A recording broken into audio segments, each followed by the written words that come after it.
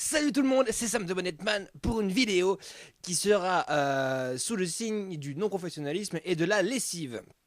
Voilà, ça paraît con, je vais vous expliquer pourquoi. Le non-professionnalisme, c'est-à-dire que en fait, au départ, je voulais faire ma vidéo de review de TLC hier, donc lundi soir, puisqu'aujourd'hui nous sommes mardi midi.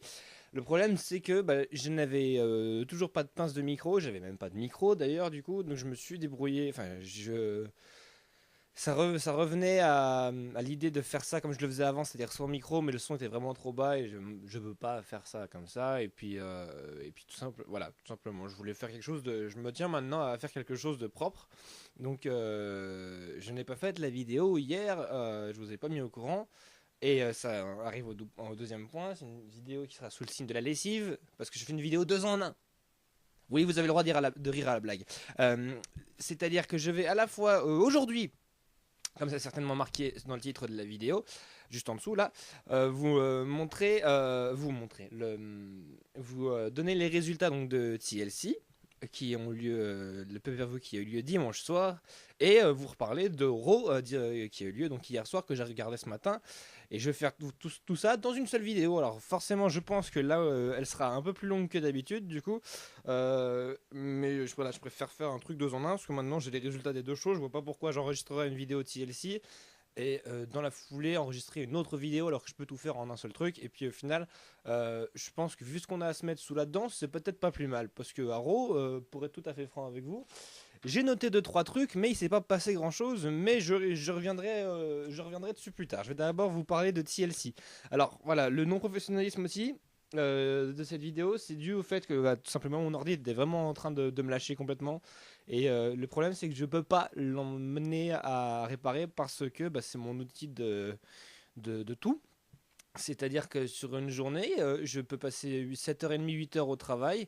Et à côté de ça, j'en passe 3 sur cet ordinateur-là parce que j'ai mon logiciel de composition de musique, j'ai les tournées à préparer. Enfin voilà, c'est mon logiciel de création, mon outil de création sur lequel je fais tout ce qui concerne à la fois les vidéos et la musique, enfin tout ce qui entoure ma vie, tout est là-dedans. Et du coup, j'en ai beaucoup trop besoin et j'ai pas le temps de l'envoyer à nettoyer si je le perds. Voilà, si j'ai pas vraiment le temps. Faut que je trouve un moment. Je vais essayer de faire ça en semaine, début janvier. On verra bien. Et donc, du coup, je parle de ça justement parce que j'ai eu des soucis de connexion et en partie à cause, enfin là, tout ça c'est dû à cause du network de la WWE. Je n'arrive pas à me connecter dessus. Pourtant, voilà, moi je veux bien faire l'effort de payer pour voir les pay-per-view de bonne qualité, avoir un signal propre, mais je sais pas si c'est mon ordi ou quoi, mais ça veut pas. J'ai pas l'impression que ce soit mon ordi parce que j'ai essayé avec d'autres et ça marche pas apparemment. Et je trouve ça un peu dommage. Voilà, c'est con de la part de la WWE de pas rendre ça accessible. Euh, Internationalement, je parle, hein, bien sûr. Donc du coup, j'ai dû me débrouiller sur d'autres sites qui sont bien sûr moins fiables et puis plus difficiles d'accès. J'ai réussi à regarder le show plus ou moins. Vous allez voir que pendant ma review du show, j'ai eu quand même pas mal de coupures. Il y a même des morceaux des matchs que j'ai complètement ratés. Donc, mais vraiment, hein, j'ai juste eu les résultats. Et donc je ne pourrais pas vous donner certaines. J'ai évité de noter les matchs parce que du coup, je ne pourrais pas en donner à chaque match. Enfin voilà, je vais vous expliquer comment ça s'est passé. Donc le pré-show, le kick-off, je l'ai regardé sur YouTube. Ça, je me gêne pas en général parce que ça marche plutôt bien. Donc comme d'habitude, on avait René Young, Alex Riley, Booker T et Paul Heyman qui étaient là pour donner leurs avis sur les futurs matchs qu'il allait y avoir pendant la soirée. Euh, et on a eu un match d'équipe entre The New Day et Goldust et Stardust. Alors c'est exactement ce à quoi je m'attendais, c'est-à-dire que on a eu du divertissement, mais il n'y a pas grand monde qui a accroché à The New Day hier. Pas grand monde qui accroche en général à The New Day. J'ai remarqué qu'à chaque fois qu'ils finissent de parler, ils ont fait ça à SmackDown, non, enfin à Raw plutôt, à chaque fois qu'ils finissent de parler, ou à SmackDown, enfin, on s'en fout, il y a un bruit d'applaudissement. C'est pas les gens qui applaudissent, c'est le régisseur son qui envoie des bruits de gens qui acclament. Je trouve ça bizarre et débile. C'est pas comme ça qu'ils vont réussir à gagner l'intérêt et le cœur des gens au final. Voilà, petite parenthèse. Et on a eu, oui, d'ailleurs, c'est ça, on a eu plus de fans pour Goldust et Stardust. Ce qui en soi me paraît normal parce qu'ils sont meilleurs sur le ring et c'est une équipe beaucoup plus intéressante. Voilà. Le match, donc, il a été remporté par les New Day. Logique parce que c'est leur début, il faut les mettre en avant. Goldust et Stardust, il va falloir qu'on leur trouve autre chose parce que depuis qu'ils ont perdu les titres, il n'y a pas grand chose qui change, qui évolue, à part leur peinture faciale. Euh, donc voilà, on a vu qu'il y avait du travail. C'était un match de pay-per-view. De Goldust et Stardust, en plus de la part des New Day, mais je veux dire, on n'a pas offert quelque chose d'exceptionnel non plus, donc j'ai mis 3 sur 5, voilà, ça manquait d'accroche, tout simplement. Euh, le, donc le show, ensuite, je vous passe les promos, les interviews, parce qu'on s'en fout. Euh, Surtout qu'on n'apprend pas grand... Voilà, c'est pas spécialement nécessaire par rapport à ce qui va arriver dans la suite du pay-per-view. Euh, Ensuite, qu'est-ce qu'on a eu? On a eu droit... le show a commencé. J'ai raté la moitié du match du premier match du coup et en plus je suis vraiment dégoûté parce que je pense que c'était un des meilleurs matchs de la soirée. Je parle de Dolph Ziggler contre Luke Harper pour match échelle pour le titre intercontinental. On a eu pas mal de chants d'ici Awesome. Les deux catcheurs se sont blessés d'ailleurs pour de vrai pendant le show. Bon, c'est des blessures légères parce qu'ils sont réapparus quand même hier soir à Raw. J'ai pas vu, voilà, j'ai vu que la moitié de ce match-là et je peux pas vraiment donner de notes. Si on prend en compte vraiment ce que j'ai vu, je mettrais 4 sur 5 parce que j'ai vu, on va dire, la deuxième moitié, le dernier tiers du match, quelque chose comme ça. Et c'était, oui, c'était gros, c'était quand même énorme. Et puis, donc ça, c'est vraiment un match que j'irai revoir. J'en reparlerai peut-être pas, mais juste pour moi, juste pour moi. Mettant de côté, la partie fan de Dolph Ziggler, euh, je pense que ce match était vraiment cool. Mais je peux pas vous en dire plus. Je sais, voilà, je vais quand même vous donner le résultat. C'est Dolph Ziggler qui a gagné et qui a remporté à nouveau le titre en le décrochant en le décrochant d'au-dessus du ring, en ayant grimpé une échelle. On a eu ensuite un petit segment vidéo pour les fêtes de fin d'année et entre autres Tribute to the Troops, le show que chaque année la WWE fait pour les militaires. En soi, moi je m'en fous. On a eu ensuite les Usos contre Miz et Mizdow. Et moi, ce qui m'intéressait en fait dans ce match, l'enjeu ou le titre ou quoi, c'était la relation entre le Miz et Damien Mizdow. Et du coup, j'ai rien eu parce que voilà, euh, ce match-là, je l'ai pas vu. Tout simplement. Et à cause d'un problème de connexion, j'ai galéré, j'ai failli lâcher l'affaire plusieurs fois, puis au moment j'étais même parti pour me coucher, tellement j'en avais marre et je me dirais, tant pis, je donnerai le résultat. J'ai réessayé un dernier coup, à tout hasard, et puis j'ai eu du bol parce que ça a marché au final, donc je suis resté. Mais j'ai pas vu Uzo et Mizdow, je sais que les Uzo ont gagné par disqualification. Donc du coup, je n'ai pas plus de nouvelles que ça. Là, c'est un truc. Ouais, là, j'ai un peu merdé là-dessus. Je mettrai peut-être en commentaire deux trois petits trucs. Quant à la manière dont le match s'est terminé, je sais qu'ils ont perdu par disqualification. Alors, je pense que c'est une bonne chose parce que, comme je l'avais dit, je pense que c'est trop tôt pour que le Miz et Mizdow perdent leur titre. C'est ce qui nous fait porter l'attention sur eux, enfin, entre autres sur Mizdow aussi, qui commence à jouer légèrement de sa popularité croissante face à celle du Miz. Ah oui, donner rapidement ce que je pense de Harper Dolph Ziggler. Alors, de récupérer le titre, bon, c'est un bon truc, ça va dans la continuité des gros matchs de Dolph Ziggler. Est-ce que ça va continuer? Peut-être. En tout cas, à Raw, on n'a pas eu beaucoup d'éléments. Donc, on verra en fait. Tout simplement, Dolph Ziggler, Luke Harper, stand-by. Enfin, c'est pas stand-by, c'est que je sais pas du tout. On n'a pas plus d'indices que ça, tout simplement. Donc, Uzo, Mizda, Uzo et. Enfin, le match pour le titre par équipe, bon sang. Oui, c'est bon, j'en ai parlé. J'ai dit que le Miz et Miz ont gardé le titre après avoir perdu par disqualification. Donc voilà. Euh, les Usos vont pouvoir se concentrer sur autre chose. C'est parti. Ça commence à. Voilà, il y a juste un petit truc qui a été vite fait régler à Raw. C'est ce petit bout de rivalité entre Jimmy Uso et le Miz. Le Miz qui était allé contacter Naomi, et ça avait énervé Jimmy Uso, machin, tout ça. Ça s'est enfin terminé à Raw lundi, c'est-à-dire que Jimmy Uso a gagné dans son match en 1 contre 1 contre le Miz. Bref, on va rester sur TLC, je reparlerai de Raw plus tard.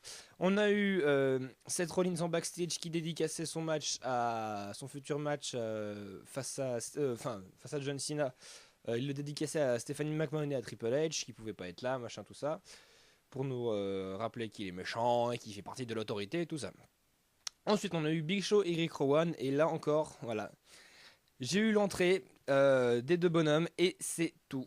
J'ai juste eu le résultat. Donc, c'est le Big Show qui a gagné, hein, un match Steel Stairs. Alors, je sais pas du tout comment ça s'est déroulé, parce que voilà, c'est pour une fois qu'on a un match nouveau, avec certainement ses propres nouvelles règles. Règles d'ailleurs dont je n'étais pas au courant, hein. Je pense que c'était juste un match qui comptait des chaises avec un tombé à faire à la fin pour gagner ou une soumission. J'ai pas eu plus de... Voilà, je sais pas du tout. Je peux pas vous dire grand chose sur ce match-là non plus. La victoire de Big Show, ça va peut-être... c'est pas plus mal. Je ne pense pas qu'Eric Rowan reviendra. D'ailleurs, Eric Rowan ne reviendra pas sur le Big Show et c'est pas plus mal, ça va lui permettre de se concentrer sur autre chose. Sachant que cette rivalité a été faite de manière assez arbitraire et aléatoire pour remplir la carte de TLC. Donc on s'en fout au final, hein. Donc Eric Rowan va partir sur autre chose. Le Big Show, c'est pareil et c'est pas plus mal. John Cena contre Seth Rollins, et là on a Paul Heyman qui arrive. Alors c'est pareil, j'ai raté la moitié du match. Voilà, je suis arrivé en fait à la moitié du match de. J'ai eu des petits bribes de choses. J'ai raté tout le match. J'ai eu le tout début du match entre John Cena et Seth Rollins, un match de table, et j'ai eu la fin. Donc Paul Heyman qui arrive parce que faut savoir que si John Cena perdait ce match-là, il aurait perdu son je vais y arriver bordel, son titre entre guillemets de challenger numéro 1, voilà, sa place de numéro 1 pour le titre que détient Brock Lesnar. Donc voilà. Les deux hommes se sont affrontés et à d'un moment ils étaient sur le tablier, c'est-à-dire sur le côté du ring, et se sont tous les deux envoyés à travers la table. Et c'est le but pour gagner un match de table. Seulement ceux qui sont tombés au travers, en fait, on a eu les trois arbitres qui étaient là. Il y en a un qui donnait vainqueur Seth Rollins, un qui donnait vainqueur John Cena, et finalement, là, le troisième arbitre a décidé de recommencer le match, ce qui était une bonne idée. À ce moment-là, le Big Show arrive pour attaquer John Cena, et là, paf, qui c'est qui revient? Je pense que c'est presque un des plus gros moments de la soirée. C'est Roman Reigns qui revient, et enfin, parce que ça va faire du bien à ce roster, ça va faire du bien à l'approche de WrestleMania, enfin bien sûr du Royal Rumble avant. Voilà, faut que les superstars elles reviennent, et avec un peu de chance on va avoir Daniel Bryan. Au niveau de sa convalescence, on sait pas grand chose. Je regarderai encore, si j'ai des nouvelles, de toute façon vous serez les premiers au courant. Roman Reigns qui arrive et qui défend entre guillemets John Cena et attaque le Big Show. Il lui fait un spear à travers les tables. Seth Rollins qui attaque Roman Reigns. Roman Reigns qui contre, ce qui permet à John Cena d'attraper Seth Rollins et de le mettre et de le faire passer à travers la table et de gagner le match comme ça. Alors, je vais vous annoncer tout de suite. Donc, le Big Show et Roman Reigns se sont croisés à Raw le lendemain. C'était une manière, alors je vous l'annonce en avant, c'était une manière assez couillonne, je pense, mal branlée de faire démarrer cette rivalité comme ça. Non, au final, je vais rien dire et je vais attendre de revenir sur Raw. La fin du match, on souhaite John Cena, Seth Rollins. Bon, voilà, je me doutais que John Cena allait gagner. Je pensais pas qu'il aurait besoin de l'aide de Roman Reigns parce qu'au final, ça le décrédibilise un petit peu. Mais il garde sa place de numéro 1. Seth Rollins, il s'en fout parce que lui, il a le contrat à la main, donc il aura certainement le titre à un moment donné. Donc on s'en fout. Bah écoutez, je peux pas vous dire grand chose de ce match-là parce qu'encore une fois, je n'ai vu que la fin, mais bon, voilà, en soi c'est logique, quoi. Je veux dire, ce qui s'est passé, la victoire de John Cena sur cette Rollins me paraissait logique. C'est juste que je ne pensais pas que Roman Reigns ferait son retour pendant le show et surtout pendant un match qui en plus ne le concerne pas et ne l'a jamais concerné. Voilà, c'est le seul truc qu'on peut reprocher éventuellement à ce match-là. Après, on a eu Nikki Bella contre AJ Lee pour le titre des Divas. C'est typique AJ Lee de pay-per-view, c'est-à-dire qu'on sent qu'il y a du travail, on sent qu'il y a de l'envie de bien faire et de montrer qu'elle a des capacités. Nikki pareil d'ailleurs, hein, elle a essayé de faire quelque chose, mais voilà, c'est un match qui a bien démarré. Et puis la fin était toute pérave, vraiment à la con. Brie qui est arrivée, donc qui a accompagné sa soeur bien sûr. Brie Bella qui est montée sur le ring pour essayer de faire chier AJ. Nikki Bella en a profité pour cracher quelque chose au visage de AJ Lee quand elle s'est retournée. Et c'est comme ça qu'elle a posé sa prise de finition et que le match s'est terminé. Et juste avant ça, en fait, voilà. Maintenant que j'y pense, non, en fait c'est Brie voilà, qui a commencé à faire chier, elle s'est fait dégager par l'arbitre. C'est là que Nikki Bella en a profité pour cracher quelque chose au visage de AJ et ça l'a déconcentré, elle a fait sa définition, 1, 2, 3, pif paf, donc Nikki Bella toujours championne. Ouais, j'ai fait le tour, hein, tout simplement en disant que le match commençait bien et que la fin était bâclée. Est-ce que cette rivalité va continuer pour que AJ regagne à nouveau le titre de manière plus énorme? Parce qu'il n'y a pas eu grande préparation au final, hein. Il y a juste eu les divas qui se narguaient au micro pendant les 3 dernières semaines. Et puis voilà, donc après, peut-être que Nikki Bella va avoir une autre challengeuse. Moi, faut aussi rentrer là-dedans cette histoire avec sa sœur. Ça me surprend quand même beaucoup trop que ça se soit fini comme ça. Je vois vraiment pas Brie Bella être contre sa sœur pendant plusieurs mois et puis d'un seul coup, paf, revenir de son côté. C'est vraiment pas logique en fait. Et je pense pas que la WWE, je parle des dirigeants, auraient cédé à ça. Ils auraient laissé faire ça de manière totalement arbitraire et enfin, oui, c'est mal foutu, quoi, tout simplement. Alors je sais pas si c'est. On viendrait presque à se poser la question si Brie va enfin se retourner contre sa sœur. Mais quand on voit comment ça se passe entre elles, quand elles sont sur les abords du ring, pour les interviews, on a vraiment l'impression que c'est comme avant. Alors soit elle joue vraiment super bien son jeu et personne va y voir venir, soit elles sont vraiment de retour. Enfin, c'est assez bizarre, c'est vraiment bizarre. Plus le temps passe et plus je me pose des questions, quoi, je veux dire. Mais je vois vraiment pas la WWE avoir cédé, genre, je sais pas, moi je verrais presque Brie Bella céder avoir un caprice en disant qu'elle en avait marre d'être contre sa sœur, ou Nikki, ou peu importe, et nous aurait fait un caprice pour ça, et la WWE aurait cédé et leur aurait dit bah d'accord, remettez-vous amis l'une avec l'autre, et puis voilà. C'est bizarre, c'est vraiment bizarre. Je préfère rien dire encore, à part que ce soit bizarre. On verra selon les prochaines semaines, mais voilà, le mystère entre les sœurs Bella, il reste entier. Moi, je sais vraiment pas quoi en penser et on verra. En ce qui concerne le titre des divas, à part AJ ou Page, je vois personne d'autre pour réaffronter Nikki. Roman Reigns, qui ensuite s'est fait interviewer en backstage, a déclaré qu'il ferait partie du Royal Rumble, du match Royal Rumble. Donc c'est le premier à annoncer son entrée dans le Royal Rumble. Et en mettant en avant le fait que l'année dernière c'était un truc de fou et que cette année ça va être encore mieux. Bref, voilà.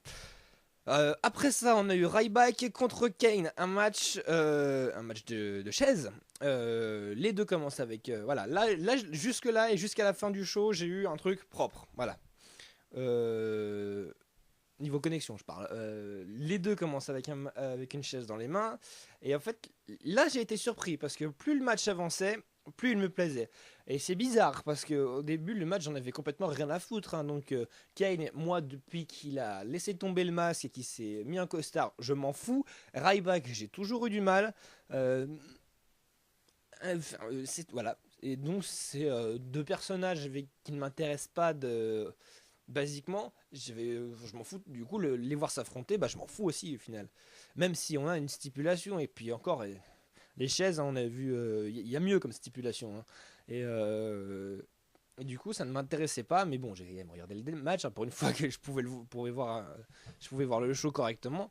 Et bah, plus le match avançait, plus ça me plaisait. On leur a dit qu'ils avaient un match de chaises, et bah des chaises on en a eu tout le temps, tout le temps, tout le temps, tout le temps. Et puis encore une fois, ça a été la fin du match qui a un peu tout niqué. Euh, c'est On a eu un contre de Tombstone Pile Driver de Ryback, donc il a fallu se faire prendre un Tombstone par Kane. Il s'est relevé, mid-hook close line, sa prise de finition et c'est tout. Je veux dire, on a eu un match avec des coups de chaise de partout, des prises de partout, de la créativité. Il se lançait carrément des chaises à la gueule et tout. Et ça se finit comme un match normal à Raw ou à SmackDown. Et je retrouvais que cette fin n'était pas digne d'un pay-per-view et encore moins d'un pay-per-view entre guillemets extrême. TLC quoi. Et alors voilà, le match était bien. Si je devais mettre une note, je mettrais 3,5. Tu vois, j'aurais pu mettre 4, je pense, si la fin était vraiment bonne, avait été quelque chose de plus explosif. Euh, mais du coup, non, on a eu une fin pérave. Et du coup, bah, forcément, je mettrais un peu moins. Je mettrais 3 ou 3,5 maximum, mais pas plus. Donc c'est tout, c'est vraiment dommage. Pareil, je pense que cette rivalité ne va pas continuer. Oui, donc c'est Ryback qui a gagné. Et ça a encore été un truc qui a été fait à la va-vite pour remplir la carte TLC. J'espère que l'année prochaine ils feront ça mieux quand même et qu'ils se démerderont pour décaler TLC au moins d'une semaine, le temps de construire quelque chose de mieux et je sais pas, de faire quelque chose de bien. Au final, le seul truc qui valait vraiment le coup d'être vu à, à TLC, c'était le main event. Hein. Et encore, c'était un rematch de Survivor Series. Hein. Je parle de Dean Ambrose contre Bray Wyatt et je vais y venir.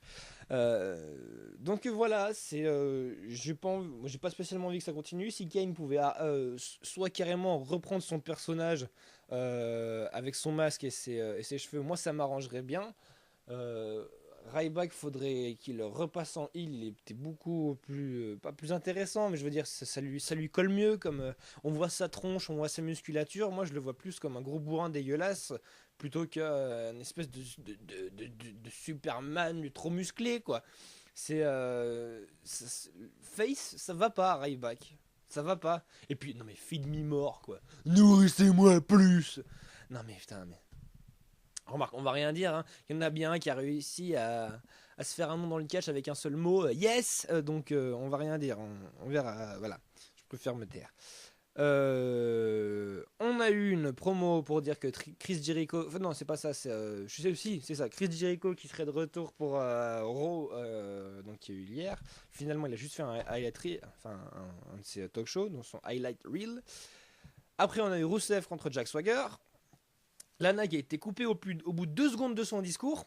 C'est une idée, une très bonne idée que je me suis dit qu'ils auraient dû le faire depuis un petit bout de temps parce que quand tu coupes un discours en plein milieu, forcément ça concentre tout de suite l'attention sur toi et du coup bah, l'entrée de Jack Swagger a été vachement acclamée et enfin c'était réussi, un truc réussi et le match aussi commençait à partir bien et tout. Et puis, on voyait un Jack Swagger presque différent d'avant, avec beaucoup plus d'envie, beaucoup plus de cœur, de hargne. Et ça faisait du bien. Et encore une fois, c'est la fin qui a été un petit peu spéciale, quoi. On a même eu un moment assez bizarre où on a eu les gens qui sont tous mis à regarder vers l'entrée, comme si quelqu'un. Comme si quelqu'un venait aux abords du ring, mais la caméra s'est pas tournée, on n'a rien vu, alors je sais pas du tout pourquoi. Les gens se sont tous déconcentrés du match, et puis ils sont revenus. Et puis, en plus, c'était assez particulier, parce que les gens regardaient tous sur l'entrée, et à ce moment-là, on a eu un moment super cool dans le match, c'est-à-dire que Jack Swagger se faisait prendre par la prise de finition de Rusev, et il a réussi à se relever avec Rusev sur le dos, et il s'est défait de la prise. Et tout le monde a raté ça. Alors, c'est un moment vachement awkward et je sais pas du tout à quoi c'est dû. Mais à la fin, Rousseff a quand même réussi à porter sa prise de finition. Et du coup, Jack Swagger n'a pas abandonné. Il a préféré tomber dans les pommes plutôt qu'abandonner. Euh, Oui, bon, bah, de toute façon, je ne change pas d'avis par rapport à ce que j'ai dit avant, même si on a eu un Jack Swagger légèrement plus évolué, ça servait pas à grand chose de nous resservir Swagger contre Rusev, quoi. Faut lui trouver autre chose. D'ailleurs, ils vont lui trouver autre chose. Je vais revenir sur Raw juste après. Et puis le main event, bien sûr. Bray Wyatt contre Dean Ambrose dans un match TLC. Et encore une fois, attends.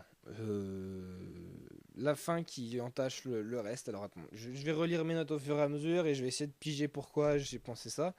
Bref, alors, globalement, dans le match, on a eu une vraie bataille. Un truc de fou. Dean Ambrose qui fait des trucs qu'on n'avait pas vu depuis Jeff Hardy, j'ai envie de dire. Il saute, il se met en haut des échelles. Il met Bray Wyatt sur une table et il saute du haut de l'échelle sur Bray Wyatt sur la table et il l'a fait 3 fois pendant le match. D'une échelle de plus en plus haute, il l'a même fait passer au travers de la table des commentateurs espagnols. Euh, Par contre, oui, voilà, voilà, maintenant que je l'ai, la fin du match, c'est pas plus mal. Dean Ambrose, à un moment, pendant son match, c'était un match long, hein, quand même, hein, il a duré presque une demi-heure.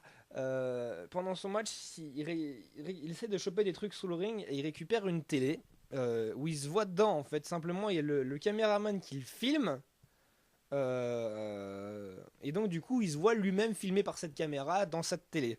Et du coup, il se met à se repeigner, bon, un moment sympathique, et puis il la repose. Bray Wyatt se réveille, il y a un petit bout de combat, ils se finissent sur le ring, et à ce moment-là, Dean Ambrose récupère la télé et a l'intention d'aller en mettre un coup dans la tronche à Bray Wyatt. Seulement, il est bloqué parce que la télé est tenue par le câble. Du coup, il tire fort un coup, un deuxième coup, puis ça lui explose à la tronche. Et du coup, c'est à ce moment-là que Bray Wyatt lui envoie un Sister Abigail dans la tronche pour le mettre KO et pour gagner face à lui. Mais qu'est-ce que ça a à foutre, quoi? Je veux dire, c'est une télé en plein milieu d'un pay-per-view en plein milieu d'un main event qui coûte un match à Dean Ambrose, quoi. Je veux dire, mais pourquoi? Non. J'ai vu la fin du match, j'ai fait oh non, mais c'est pas vrai, c'est pas vrai. Ils nous ont servi un match énorme, hein. Ils s'en sont envoyés plein dans la gueule, ça partait dans tous les sens, c'était les coups qui s'envoyaient. Mais alors ça, je pense que c'est dû à la façon dont Dean Ambrose a été formé au catch, c'est-à-dire que quand on voyait les cordes à linge que lui mettait Bray Wyatt, mais moi j'avais mal pour lui, hein, mais les mecs s'envoyaient, s'envoyaient avec des chaises, ils se les envoyaient contre les escaliers avec la chaise qui était tenue jusqu'ici, juste pour les étrangler, enfin pour les. Mais voilà, c'était encore un match assez lourd et la fin qui a tout niqué, quoi. Enfin, elle a pas tout niqué, mais je m'attendais quand même à mieux, surtout pour un main event de TLC, quoi. Euh, ouais, je suis resté un peu sans voix et ça va être, je pense, au final, presque ce qu'on va retenir de ce show-là, c'est qu'on a eu de l'intention sur certains matchs. Et en fait, la fin a vraiment niqué la partie de certains matchs. En fait, a vraiment. Moi, la fin de Bray Wyatt contre Dean Ambrose ne m'a pas plu. Celle de Nikki Bella et Jelly non plus. Rusev Jack Swagger non plus. Ryback Kane non plus. Ça en fait quand même beaucoup. C'est dommage. C'est dommage parce que pour une fois qu'on avait une carte pleine et qui, on dira ce qu'on voudra, même s'il y a des matchs qui m'intéressaient pas, ça pouvait donner envie parce qu'on avait un peu tout le monde. Et bah je trouve ça vraiment dommage. Et d'ailleurs l'avis a été plutôt négatif, hein, quant aux fans de la WWE. J'ai noté hier, on avait 3600 personnes qui n'ont pas aimé le show et 2300 qui l'ont aimé. Donc ça fait plus d'avis négatifs que d'avis positifs et bah c'est dommage. C'est dommage. Ça fait 3 personnes sur 5 qui n'ont pas aimé le show. Et, est-ce que je fais partie de ces 3 personnes sur 5? Bah, j'irai pas jusque là, j'irai pas jusque là parce qu'on peut pas juger un show juste sur les fins de match. En soi, on prend n'importe quel match. Moi, Kane et Ryback, j'ai été surpris. Rusev Swagger, j'ai vu des trucs intéressants. Bray Wyatt, Dean Ambrose, c'était super. Je pense que Dolph Ziggler et Luke Harper, ça l'était aussi. Je pense qu'on ne peut pas. Voilà. je suis pas complètement d'accord avec les fans de la WWE qui ont laissé leur avis sur Facebook. Euh, mais oui, enfin voilà quoi, ça s'arrête là. C'est tout. Je m'attendais à mieux quoi. Bon après faut ma connexion merdique m'a pas mal coupé l'envie de regarder le pay-per-view pendant le pay-per-view. Donc du coup, mon intérêt a commencé à diminuer. Mais je me suis forcé et puis j'ai regardé jusqu'au bout. Le prochain pay-per-view, donc du coup, ce sera le Royal Rumble qui aura lieu donc le 25 janvier. Ce qui est une bonne chose, car au final, ça laisse 6 semaines de préparation.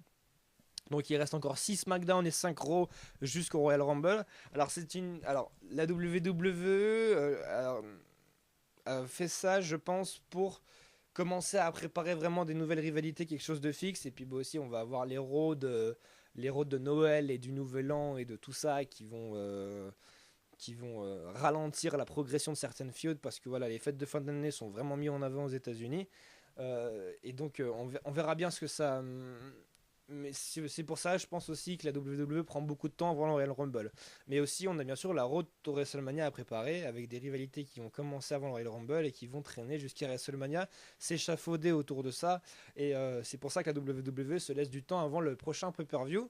Et bah c'est pas plus mal, c'est pas plus mal. Du coup, on va avoir plein de choses je vais avoir pas mal de choses à vous raconter, je pense, pour les previews du Royal Rumble. Et puis voilà. Avant de vous quitter, je vais vous faire un petit point sur Raw d'hier soir que j'ai regardé ce matin. Euh, mais voilà, là encore, on n'a pas grand chose à se mettre sous la dent. Mais en soi, on s'en fout vu qu'on a encore quand même 5 semaines de show. Donc on verra. Tyson Kidd qui prend des nouvelles de Natalia qui vient de perdre son match face à. Non, Tyson Kidd. 1, 2, 3. Tyson Kidd qui prend des nouvelles de Nikki Bella qui vient de perdre son match face à Natalia. Ce qui suscite la surprise de Natalia. Mais alors voilà. Mais ça va où en fait, franchement? Je sais pas jusqu'où ça va se traîner encore cette espèce d'animosité, mais c'est quoi en fait? C'est une espèce de couple qui s'entend pas, Natalia et Tyson Kidd. C'est c'est beaucoup trop privé pour qu'on s'y intéresse en fait. Moi, je m'en fous. Je m'en fous. On a beau ramener ça sur un ring, essayer de le mettre en avant. La moitié des personnes, ils en ont rien à foutre, quoi. Hein.